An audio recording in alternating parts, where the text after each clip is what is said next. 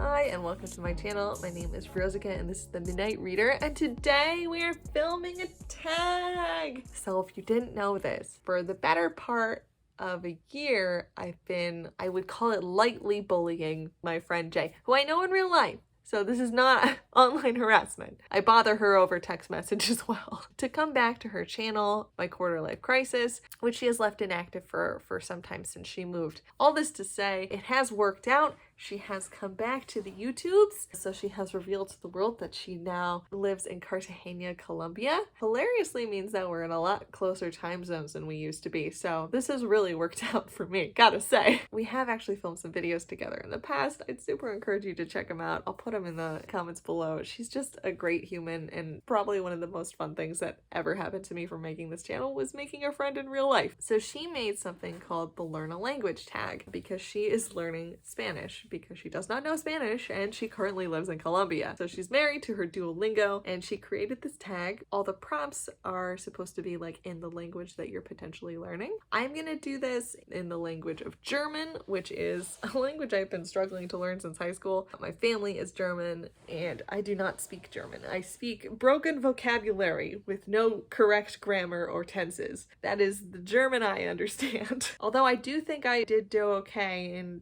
redeeming the family honor because I married a fluent German speaker. So I think I won. I think that's like a pass. Nummer Eins. Ein Buch auf Deutsch. And I'm sorry about my pronunciation in advance. If you speak just like a lick of German, you will be like, wow, she sounds terrible. So this prompt is to pick a book that's translated from the language you're currently learning.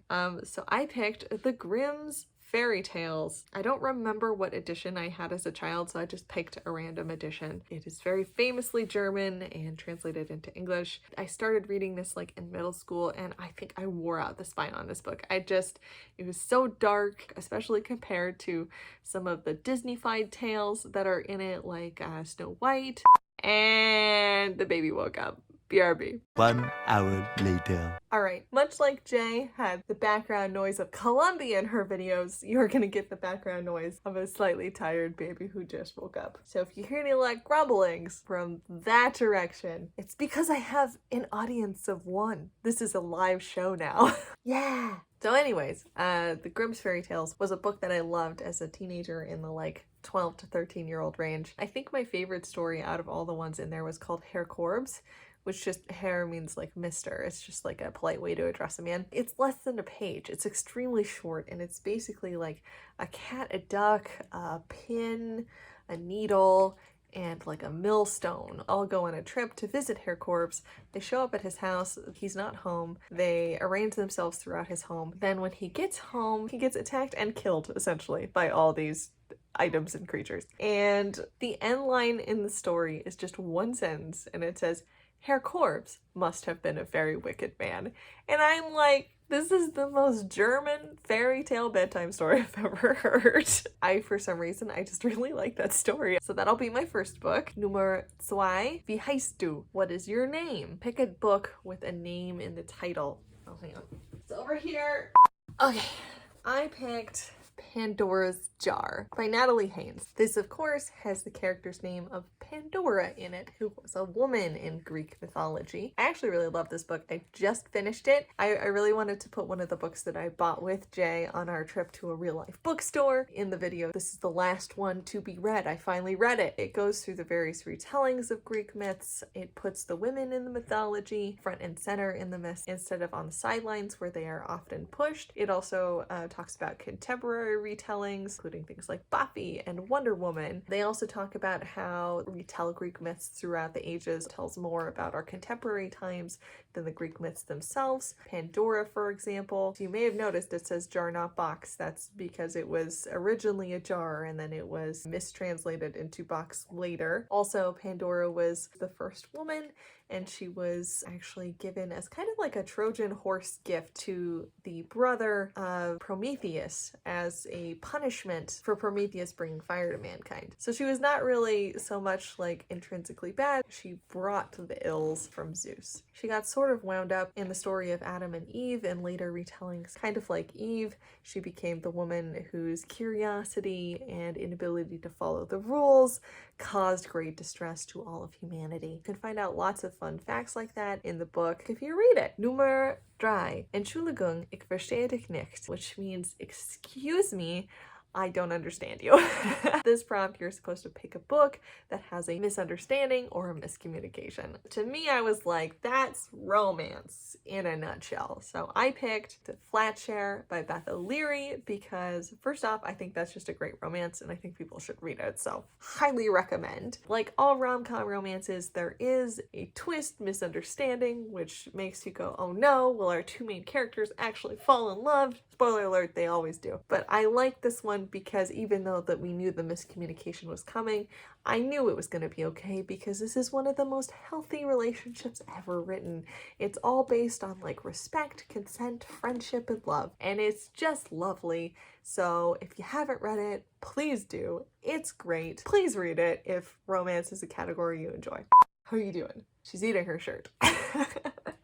Numner Vier, wie viel kostet das? Which means how much does it cost? Pick a book about money. This was actually kind of a hard prompt because I couldn't think of a lot of books about money that were fiction books. I could think of a couple like nonfiction that were specifically about like economics, but I didn't really want to pick something like that. I did pick another romance. I picked The Bride Test by Helen Huang, and I picked it because it centers on two characters. The male character is named Kai. He's autistic. He's Asian American.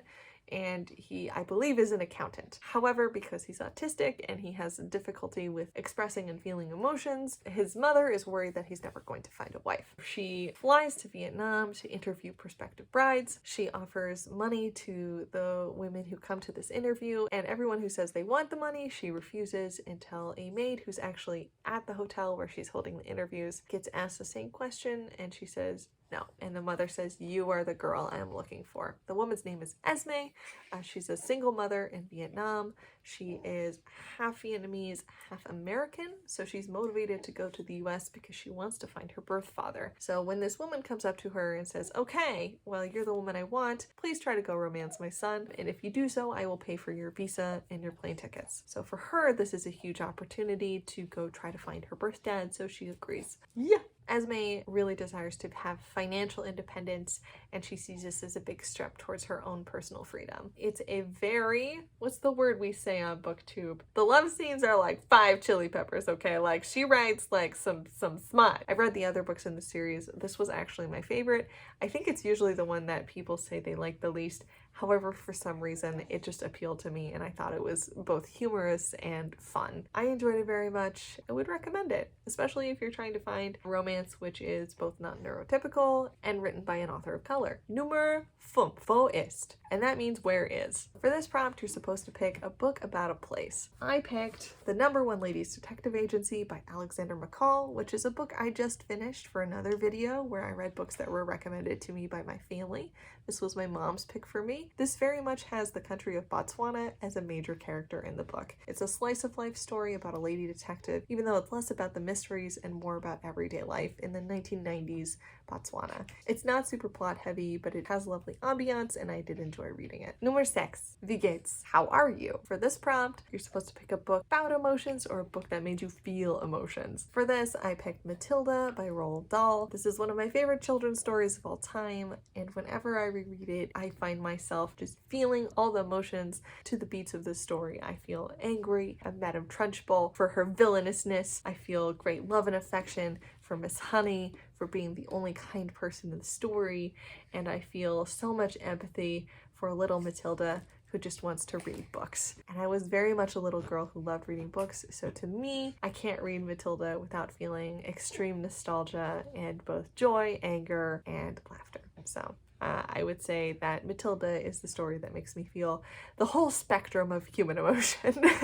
Numner 7. For prompt number 7, you're supposed to pick a random word in the language you're learning. I picked my favorite word in German, which is Kartoffel.